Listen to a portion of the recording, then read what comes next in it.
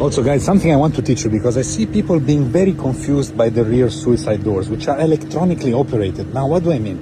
If you just do this, they will pop up, right? And then you can pull it like this. However, most people don't know, if you hold it for a few seconds, look, and people get confused, they pull it, they push it, they don't know what to do. As you can see, rear seats also electronically adjustable. Big sunroof, which is tinted. I don't know if it's electronic. Does the sunroof change the opacity or no, or it stays like this? You can change the amount of light that comes through the sunroof or no? Yeah, you can. So it's electronic. Look, you see in the front thing, there's the seat, but you can also change it here. From here, huh? Oh yeah, here you go. You press this. Let's see. I press. Oh yeah, check that out. Yeah, okay. So if it's very sunny, you leave it like this. If it's less sunny, you want more light, you press this. Check it out, guys. See? The hood opens the other way around.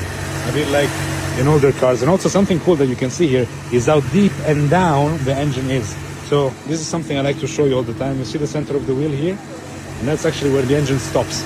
So this technically is a front mid engine, and it's sitting down, of course, to lower the center of gravity. And then when you close it, that's actually a big panel, eh? It's very big. It's a big panel. Everyone's stopping to photograph the yellow puro sangue, of course. It's not a car you see every day. So stepping inside, one of the first things I've noticed right here behind my friend Chris is how thin the seats are, especially considering the amount of technology that's packed in them. And mainly, I'm talking about seat heating, seat ventilation, and massage, which actually I believe this is probably the first Ferrari with massaging seats.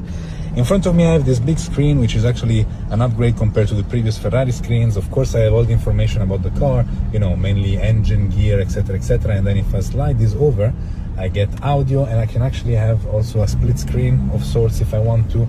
I have my climate settings, seat settings and whatnot. And then over here, talking about climate and seats, there's also this little screen which, as you can see, pops up and down with the whole menu for climates and seats. It's not very intuitive in my opinion. It's a gimmick more than anything, but they decided to put it there. A little bit below we have these gearbox controls, which we've seen for a few years now. Also quite cool. Also, I was reflecting on something else, because here we have a Cullinan, and guys, the Cullinan is a very big car in itself. I mean, compared to a Bugatti, which of course it's a lower car, but she's still quite large, the Cullinan is very, very massive. If you put it next to any car, she's huge.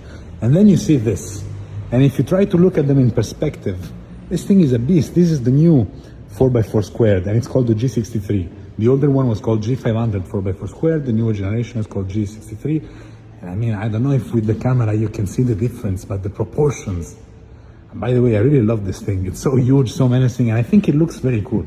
My goodness. And even considering the huge rims of the Cullinan, I believe these may be 23 inches, but this thing just completely goes over it. And again, this is one of the prettiest Bugattis I've seen in Monaco. Chirons, one of the prettiest Chirons in Monaco, in my opinion. I really love the chrome rims. And then two red beasts, if you want. Here we have a V12 beast. Here we have a W16 beast. We are on another level.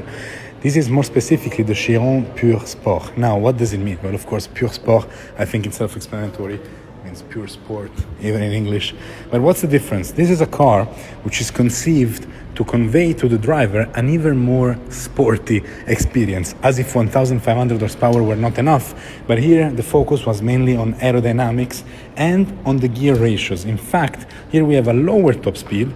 However, what we have is some shorter gears in order to give the car more agility and of course more downforce. So what you also get with this car is a drift mode. There is a way you can put the car, or like most of the power of the car, to the rear wheels. So effectively making this almost a rear wheel drive 1,500 beast. You can really have some good fun. I've already told you this is a 50,000 euros option.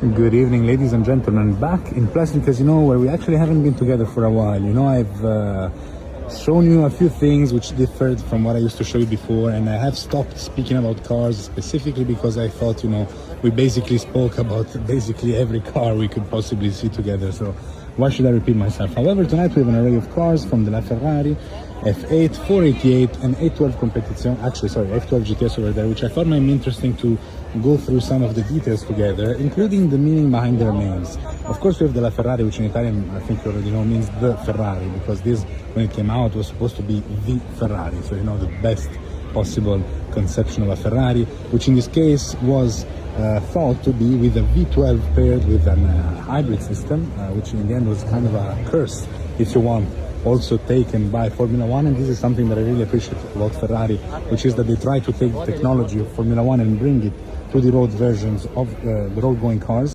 which is quite interesting because this actually started back in the day, even in the F430. I mean, we have the Edith and the Manettino, which are concepts taken straight from Formula One. Moving on to the F8, which we have in front of us, which in my opinion kind of looks even better than the 488, but not better than the 458. So in line we have the F8, before that the 488, and before that the 458.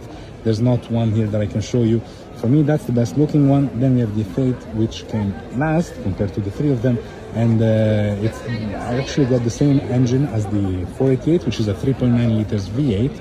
Although here it produces about 50 horsepower more. If I remember correctly, this one makes about 720, this one 670. Should be something along those lines. And the name F8 is meant to be a tribute to Ferrari's V8. Then we have the 488. Whose name actually comes in, unlike the Ferrari 458, which was a 4.5 liters V8. Here we have a 3.9 liter biturbo V8, so they brought the size a little bit down, and the 488 actually represents the cc per cylinder. In fact, if you multiply 488 by 8, what do you get? 3.9, which is what this car has.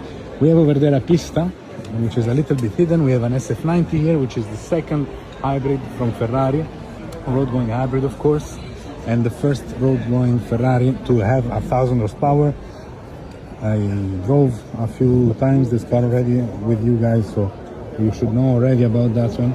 And then we have SF90, by the way, meaning Scuderia Ferrari 90, so to celebrate the 90 years of Ferrari. And then over there we have an 812 GTS, where 812 actually means 800 horsepower, 12 cylinders. GTS because it's the convertible one, but if it were the coupe version, she would be called Superfast, and that's an homage to the 500 Superfast, an older Ferrari. So ladies and gentlemen, sit rep, it's currently, I don't know, almost 5, and Mr. Exotics is filming Porsches. Porsches, man, Porsches. Yes, I understand Porsches are cool, but nothing compared to that one car, which is hiding behind the Porsches. In my opinion, performance isn't everything. It's all about charm and soul. When you have these two together, I know there's a lot of people that say Porsche is the best, etc., etc. And of course, on the track, the GT3 RS will annihilate the SLS. However, when you look at the presence of the SLS, the elegance, it's gull-wing doors. For me, if you tell me, Fulvio, you can choose one of the two any day of the week, I would choose this one. Hello, my friend, I have a question. You want to answer my question? Between the Porsche and the SLS, which one would you choose? The SLS. I agree. And so here they are. We have, of course, in front of us a Veyron and a Chiron, although neither of them are just a Veyron and a Chiron, because starting from the older one, the Veyron, here we have a World Speed Record edition. They made, let's say, 5, but then Bugatti found another one, and then there's a prototype, and then one of the prototypes doesn't exist anymore, you know. Anyways, it's always like this with these limited editions. You never know exactly how many they made, because recently Bugatti said, oh, we found another one. So of course, owners of this one must be a little bit upset because they thought there were only 5. Now, if there's a 6th one, then of course, you know, the value will slightly drop, not a lot. And then when it comes to the Chiron over here, this is also not just any Chiron. This is a Chiron Noir. One of the main reasons you can recognize it is because the grille in front is square. You see, it has the little squares, and this is a big tell of the fact that it is a noir. And then perhaps something else worthy of mention about this Chiron is this option right here, which is quite expensive. This is, I think it's called the sky roof. Anyways, the glass panel, which allows you to look up and bring a little bit more sunlight in the cockpit, is a 50,000 euros option. That 50,000 euros option. But I mean, we're talking about Bugattis. Moving on to the Veyron, and I think that by now you know, guys, that I'm more of a Veyron kind of guy. In my opinion, it just looks better. It's more elegant. It's more iconic, if you will. This one specifically, I mean, being of course the World Speed Record Edition, is based on the Super Sport. So it's the updated powertrain, 1,200 horsepower. My favorite type, let's say, category of Veyron is it's the Grand Sport Vitesse. So Grand Sport meaning that it's a convertible, but the Vitesse of course has the same amount of horsepower. So it's the second evolution convertible. And it just looks great. I mean, here also we can notice some differences in the terms of the carbon fiber, because there's some exposed carbon fiber as well, which is way more glossy here. And check that out, another Chiron over there. This is also quite nice. I mean, white and blue, a bit more Côte d'Azur kind of vibe. The bat over there, and then we are in a GTC4 right now, which we're gonna start. Let's see if she sounds nice. Yeah, good thing I started there because the battery seems to be running down, huh? All right. Compared to this one, which is more matte, as you can see. Also here we have a very heavy tint, but that's just an aftermarket thing. And I mean, just the looks of this car, I mean, coming to the rear end of the car, it's just so much more elegant, and it has much more personality compared to the Chiron, which in my opinion is lacking a little bit. We have this grille here, sorry, not this grille, this stripe as a tail light. Here we have these two round shapes. I mean, it's just, for me, the Veyron is more iconic. It just, I don't know, it just suits me better, let's say. And then finally, a quick look at this 599, which is absolutely stunning. I've always loved the 599, even the GTB, which is, let's say, the lesser one compared to the more extreme GTO. But take a look at those polished challenge wheels. This is absolutely iconic. They first made their appearance on the 360 Challenge Stradale. The F430 also adopted them as an option. And same thing here for the 599 Challenge-inspired rims, an absolute beauty.